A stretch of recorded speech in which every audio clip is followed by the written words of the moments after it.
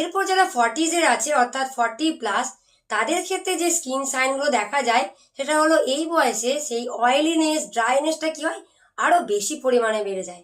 Wrinkles দেখা দেয়, fine lines দেখা দেয় এবং পোরগুলোকে অনেক বেশি পরিমাণে ভিজিবল হয়ে যায়, স্মাইল লাইনগুলো আরো বেড়ে যায়।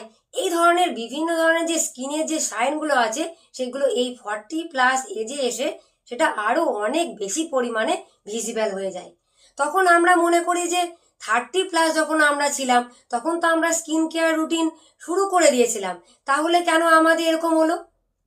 আমরা যদি 20s থেকে আমাদের স্কিনে দেখাশোনা করতাম তাহলে আমাদের এই বয়সে এসে এতটা পরিমাণ কিন্তু ভিজিবল হতো না।